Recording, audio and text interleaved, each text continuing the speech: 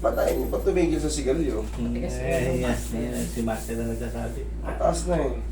Oo. Masakit. Isang linggo pa lang to eh. Konting lambing pa to, 3 weeks pa to eh.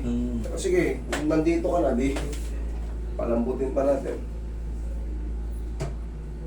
Tigil nyo na yung sigarilyo. Mag-ano ka na lang. Kung inom, inom lang. Dapat niya kung gusto niyo maligarilyo, kailangan nataas ng gano'n para kahit ano. inom. Hindi na steady na kagano'n. Kailangan gagano'n mo. Gago.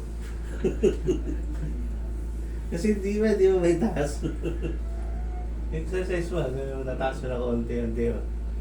Pero nung ano talaga, Nung pagdating sa bahay, yabang eh.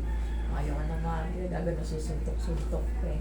Oo, eh kasi mga sa susunod na ano, ganun ko lang. masakit na. Sakit na. Ngayon, naiya.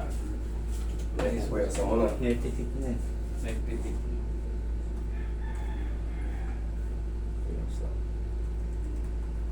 Hindi ba bawal yung nakadapa ko pinututunog mo?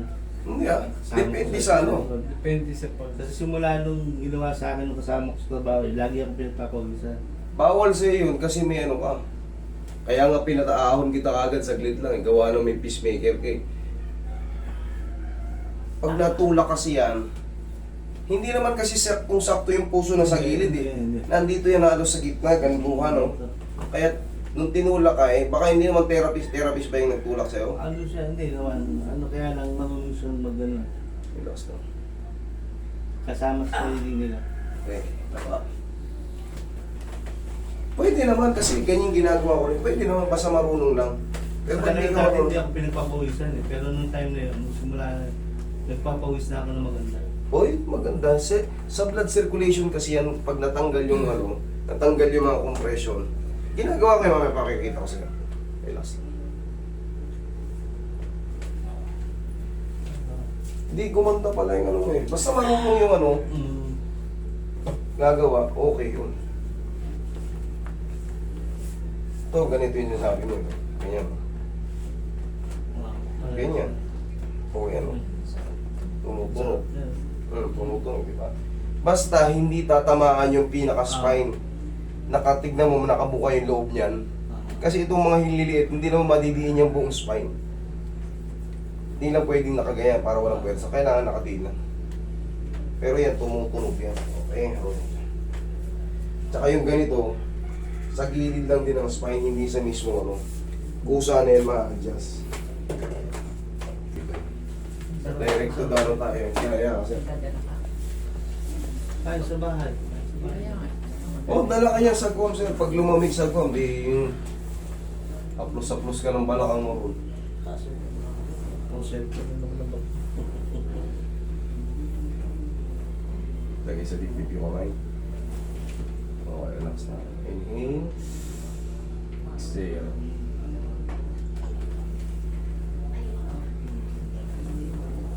Diyan ka lang. Umaga na tayo na. Eh ma'am, hinata ko. Lakas ng tumunog eh. Sarap.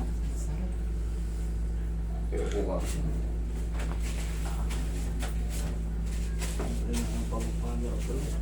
Wala na yan. Kunting ano na lang yun. Ikaw na suntok-suntok mo na yan. Kailangan mo lang ito na exercise. Ilaw mo na siguro ito eh. Tisin na kita, di na kita yung pambili. Okay. Kaya? Kaya? Kaya. Kaya pa? 1, 2, 3.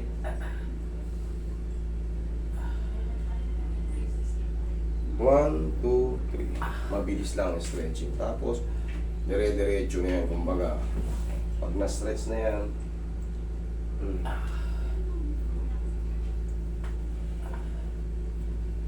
yan. Oh. Unti-unti na yan, perfect. Tapos, alam mo na yung tinuro ko, day by day. Yan lang. Oh. Pwede mo nang isuntok-suntok yan. Ginanong ganun pa ng master yung nakaraan eh. Okay, sige. Thank you.